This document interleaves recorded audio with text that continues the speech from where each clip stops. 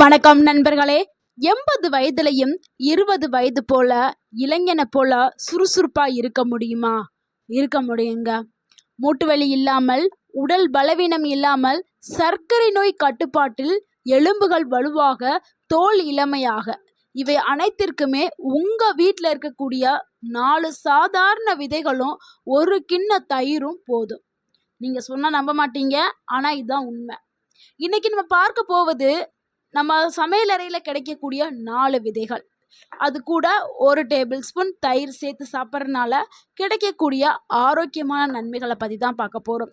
அது எப்படி நம்ம சரியான முறையில் அதை நம்ம எடுத்துக்கிறணும், எவ்வளோ நாட்கள் எடுத்துக்கிறணும், எப்படி முக்கியமாக சாப்பிடணும், யாரெல்லாம் இதை தவிர்க்கணும், யாரெல்லாம் சாப்பிடலாம், யாரெல்லாம் சாப்பிடக்கூடாது அப்படிங்கிறத தான் இந்த வீடியோவில் நம்ம பார்க்க போகிறோம். ஸோ வீடியோவை முதல்ல இருந்து கடைசி வரைக்கும் ஸ்கிப் பண்ணாமல் முழுமையாக பாருங்கள். இந்த ஒரு வீடியோ உங்களுடைய ஆரோக்கியத்திற்கு பயனுள்ளதாக இருக்கும். முதல்ல தயிரை பற்றி நம்ம தெரிஞ்சுக்கலாம். தயிரில் நிறைந்தக்கூடிய ஊட்டச்சத்துக்கள் என்ன அப்படின்னு பார்க்கலாம்.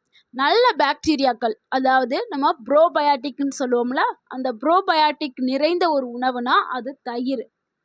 இது எதுக்காக பயன்படுதுன்னா, நம்ம சாப்பிடக்கூடிய உணவுகளை வேகமாக செரிக்கிறதுக்கான என்சைம்ஸ், பாக்டீரியாக்களை உருவாக்கக்கூடியதான் இந்த ப்ரோபயாட்டிக், நல்ல பாக்டீரியாக்கள். அடுத்து தயிரில் கால்சியம் சத்து நிறைஞ்சு இருக்குது, புரதம் இருக்குது, விட்டமின் B12 தயிரில் இருக்குது, பொட்டாசியம் இருக்குது.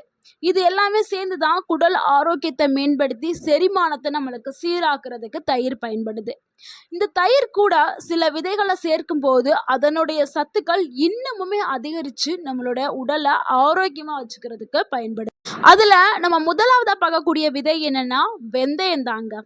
நம்மளுடைய சமையலறையில் இருக்கக்கூடிய மிகப்பெரிய மருத்துவ குணம் கொண்ட ஒரு விதைனா அது வெந்தயம். நம்ம உணவில் காலங்காலமாக பயன்படுத்திட்டு வர்றோம். நம்மளுடைய தாத்தா பாட்டி காலத்துலேருந்து இப்போ வரைக்கும் நம்மளுக்கு திடீர்னு ஒரு வயிறு வலி வந்துருச்சு, ஒரு சூட்டு வலி வந்துருச்சுன்னா உடனே நம்ம வீட்டில் என்ன பண்ணுவாங்க பெரியவங்க, வெந்தயத்தை எடுத்து வாயில் போட்டு தண்ணி குடிங்கன்னு சொல்லுவாங்க. எதுக்குன்னா இது நம்மளுடைய பாடியை கூல் பண்ணக்கூடிய ஏஜென்ட் இதில் இருக்குது. ஸோ வெந்தயம் அவ்வளவு சிறப்பு வாய்ந்த ஒரு மருந்து. ஸோ வெந்தயத்தில் இருக்கக்கூடிய சத்துக்களை பார்த்துடலாம். வெந்தயத்தில் நார்ச்சத்து, இரும்பு சத்து, மெக்னீஷியம், புரதம், ஆன்டி ஆக்சிடென்ட்டுகள் இது எல்லாமே இருக்குது. நம்ம இப்போ வெந்தயம் தயிரையும் சேர்த்து சாப்பிட்டா என்ன ஆகும் அப்படிங்கிறத பார்த்துடலாம்.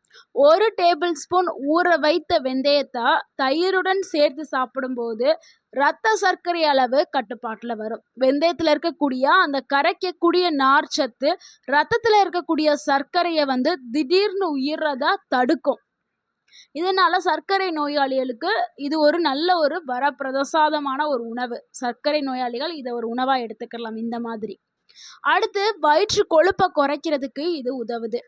நீண்ட நேரம் பசி எடுக்காம வச்சிருக்கிறதுக்கு, தேவையற்ற உணவை தவிர்ப்பதற்கு இந்த ஒரு காம்பினேஷன் பயன்படுது. இதனால உடல்ல இருக்கக்கூடிய தேவையற்ற கொழுப்பெல்லாம் குறைச்சு உடல் பருமனை கட்டுப்பாட்டில் வச்சிருக்கு, உங்களை ஆரோக்கியமாக வச்சுக்கிறதுக்கு இந்த ஒரு காம்பினேஷன் பயன்படுது. அடுத்து 3ஆவதா பார்க்கக்கூடிய ஒரு நன்மை என்னன்னா, செரிமானத்தை மேம்படுத்துறதுக்கு இது பயன்படுது. அஜீரணம், மலச்சிக்கல் போன்ற பிரச்சனையை குறைக்கிறதுக்கு இது உதவுது. அடுத்து 4ஆவது நன்மை, ஆண்கள் மற்றும் பெண்களுடைய ஹார்மோன் சமநிலைக்கு இந்த ஒரு சேர்க்கை பயன்படுது. உடல் சோர்வை குறைச்சு சக்தியை அதிகப்படுத்துறதுக்கு இது பயன்படுது. அடுத்து நம்ம 2ஆவதா பார்க்கக்கூடிய ஒரு விதை என்னன்னா ஜீரகம் தாங்க. ஜீரகமும் நம்மளுடைய சமையலறையில் எப்பொழுதுமே இருக்கும். இது பார்ப்பதற்கு ரொம்ப சிறிய விதையா இருந்தாலும் அதனுடைய மருத்துவ குணங்கள் அளவிடாத முடியாத அளவுக்கு எண்ணில் அடங்காவை.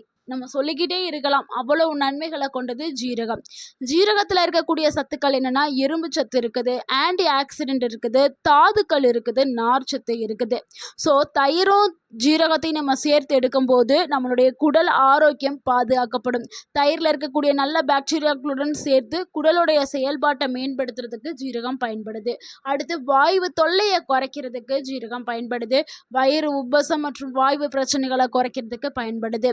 3ஆவது நன்மை, நோய் எதிர்ப்பு சக்தியை அதிகப்படுத்துறதுக்கு ஜீரகம் பயன்படுது. ஜீரகத்தில் இருக்கக்கூடிய ஆன்டி ஆக்சிடென்ட்டுகள் உடலை பாதுகாக்கிறதுக்கு பயன்படுது. 4ஆவது நன்மை, உடல் எடையை கட்டுப்படுத்துறதுக்கு பயன்படுது. ஜீரகத்தை தொடர்ந்து எடுத்துக்கொள்பவர்களுக்கு கொழுப்பு குறைவதற்கு நல்ல ஒரு உதவியா இருக்கக்கூடிய ஒரு உணவுனா அது ஜீரகம். கொழுப்பை ஈஸியா கரைச்சு வெளியில தள்ளிடும். அடுத்து நம்ம மூணாவதா பார்க்கக்கூடிய ஒரு விதை என்னன்னா எள்ளு தாங்க. தமிழர்களுடைய பாரம்பரியமான ஒரு சூப்பரான ஒரு உணவுனா அது எள்ளு தான். எள்ளில் இருக்கக்கூடிய சத்துக்கள் என்னென்னா கால்சியம் இருக்குது, இரும்பு சத்து இருக்குது, துத்தநாகம் இருக்குது, மெக்னீஷியம் இருக்குது, நல்ல கொழுப்புகள் இருக்குது. எள்ளும் தயிரையும் சேர்த்து எடுக்கும்போது எலும்புகள் வலுப்படுத்தப்படும். தயிரில் கால்சியம் இருக்குது, எள்ளுலையும் கால்சியம் இருக்குது. ஸோ சேர்த்து எடுக்கும்போது எலும்புகளுக்கு மிகப்பெரிய ஒரு சப்போர்ட் கிடைக்கும். எலும்புகள் இரும்பு போல வலுவாக்கப்படும். ஏன்னா ரெண்டுலேயுமே கால்சியம் ரிச்சில். அடுத்து மூட்டுகளுடைய வலியை குறைக்கிறதுக்கு இப்போ இருக்கிற காலகட்டத்தில் சின்ன வயசில் இருக்கிறவங்களுக்கும் சரி வயதானவர்களுக்கும் சரி பொதுவான ஒரு பிரச்சனைனா மூட்டு வலி தான். இந்த மூட்டு வலியை குறைக்கிறதுக்கு இந்த எள் ப்ளஸ் தயிர் பயன்படுது. மூட்டுகளுடைய செயல்பாட்டை ஆதரிக்கிறதுக்கும் அதுக்கு தேவையான ஊட்டச்சத்துக்கள் தாதுக்களை கொடுக்கறதுக்கும் மூட்டுகளுக்கு தேவையான தாதுக்களை கொடுக்கறதுக்கு இந்த தயிர் எள்ளில் ஊட்டச்சத்துக்கள் இருக்குது. ஸோ இதனால் மூட்டு வலி குறைய ஆரம்பிக்கும். அடுத்து முக்கியமானது ஒரு மூணாவது நன்மை என்னன்னா பெண்களுக்கு மிகவும் மிகவும் நல்லது. எள்ளில் இருக்கக்கூடிய தாதுக்கள் பெண்களுடைய எலும்பு ஆரோக்கியத்திற்கு முக்கிய பங்கு வகிக்குது. அடுத்து நான்காவது நன்மை என்னன்னா தலைமுடி மற்றும் தோல் ஆரோக்கியத்திற்கு பயன்படுது. எள்ளில் இருக்கக்கூடிய நல்ல கொழுப்புகள் தோல் மற்றும் முடி ஆரோக்கியத்தை மேம்படுத்துறதுக்கு பயன்படுது. ஸோ எல்லாருக்குமே முடினா ரொம்ப பிடிக்கும். முடி இல்லைன்னா அழகு குறைஞ்சிரும். அதனால எள்ளு தயிரை நீங்கள் தொடர்ந்து எடுத்துகிட்டே வாங்க, எப்போதுமே இளமையாக இருப்பீங்க. அடுத்து நம்ம நான்காவதாக பார்க்கக்கூடிய ஒரு விதை என்னன்னா அதுதாங்க சியா விதை. சமீப காலங்களாக மிகவும் பிரபலமான ஒரு சூப்பரான உணவுனா அது சியா விதைகள் தான். இப்போ எல்லா இடங்கள்லையுமே இது அவைலபிளாக இருக்குது. சூப்பர் மார்க்கெட்டில் இருக்குது, ஆன்லைனில் இருக்குது, ஆஃப்லைனில் எல்லா இடங்கள்லையுமே இருக்குது. இந்த சியா விதைகள் அப்படி என்னதான் சத்து இருக்குதுன்னா இதில் ஒமேகா 3 ஃபேட்டி ஆசிட் இருக்குது. நம்ம இது உடலுக்கு மிகவும் முக்கியமான ஒரு ஃபேட்டி ஆசிட்டுங்க. நம்மளுடைய இதயத்தை பாதுகாக்கக்கூடியது, இதயத்தை சுற்றி இருக்கக்கூடிய கெட்ட கொழுப்புக்களை கரைக்கக்கூடியது. இதில் அதிக அளவில் புரதச்சத்து இருக்குது, அதிக அளவில் கால்சியம் இருக்குது, நார்ச்சத்து இருக்குது, ஆன்டி ஆக்சிடென்ட்கள் இருக்குது. ஸோ இந்த சியா விதைகள் ப்ளஸ் தயிர் ரெண்டையும் சேர்த்து எடுக்கும் பொழுது இதயம் ஆரோக்கியமாக்கப்படும். ஒமேகா 3 கொழுப்பு அமிலங்கள் இதயத்திற்கு ரொம்ப ஒரு சப்போர்ட்டிவான ஒரு உணவாக இருக்குது. அடுத்து இரண்டாவது நன்மைன்னா நீண்ட நேரம் பசியை கட்டுப்படுத்துறதுக்கு சியா விதைகள் பயன்படுது. உடல் எடையை கட்டுப்படுத்த முயற்சி செய்பவர்கள், அதாவது டயட் எடுத்துகிட்டே இருப்பாங்க, ஆனால் உடல் எடை குறையவே செய்யாது. ஆனால் சியா விதைகள் தயிர் இந்த காம்பினேஷன் உடல் எடையை குறைக்கிறதுக்கு ரொம்பவே பயனுள்ளதாக இருக்கும். அடுத்து மூன்றாவது எலும்புகளுக்கு நல்ல ஒரு வலிமையை கொடுக்கும். ஏன்னா சியா விதையிலுமே அதிக அளவில் கால்சியம் இருக்குது. ஸோ கால்சியம் ரிச்சான ஒரு உணவாக சியா விதை இருக்குது. இதனால் உங்களுடைய எலும்புகள் மூட்டு கால்கள் இது எல்லாமே ஸ்ட்ராங்காக்கப்படும், வலுவாக்கப்படும், மூட்டு வலி எல்லாம் குறைய ஆரம்பிக்கும். முக்கியமாக 60 வயதிற்கு மேலே இருக்கவங்களுக்கு சியா விதை ஒரு சூப்பரான உணவாக இருக்குது. அடுத்து முக்கியமான ஒரு பாயிண்ட்டுங்க, வயதான தோற்றத்தை தாமதப்படுத்துறதுக்கு சியா விதைகள் பயன்படுது. ஆன்டி ஆக்சிடென்ட்டுகள் இதில் நிறையாவே இருக்குது. இது செல்களை பாதுகாக்கிறதுக்கு பயன்படுது. ஸோ சியா விதைகளை எடுத்துக்கிட்டே இருக்கும் பொழுது உங்களுடைய முகம் எப்போவுமே இளமையான தோற்றத்தோடையே இது காமிக்க ஆரம்பிக்கும்.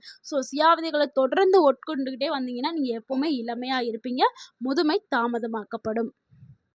இவ்வளவு நன்மைகளை கொண்ட இந்த விதைகள் ப்ளஸ் தயிரை எப்படி சரியான முறையில் நம்ம சேர்த்து எடுக்கிறதுங்கிறத பார்த்துடலாம். இது எப்படி எடுக்கணும்னா ஒரு கிண்ணம் தயிர் எடுத்துக்கிறேங்க, அதில் 1/2 டேபிள் ஸ்பூன் ஊற வைத்த வெந்தயத்தை சேர்த்துக்கிறேங்க, 1/2 டேபிள் ஸ்பூன் ஜீரக பொடியை சேர்த்துக்கிறேங்க, 1 டேபிள் ஸ்பூன் கருப்பு இல்லைன்னா வெள்ளை எள்ளு, உங்கள்கிட்ட எந்த எள்ளு இருக்கோ அந்த எள்ளை சேர்த்துக்கிறேங்க. அடுத்து 1 டேபிள் ஸ்பூன் ஊற வைத்த சியா விதைகளை சேர்த்துக்கிறேங்க. முக்கியமான ஒரு குறிப்பு, சியா விதைகளை எப்பொழுதுமே நேரடியாக உட்கொள்வதை தவிர்க்கவும்.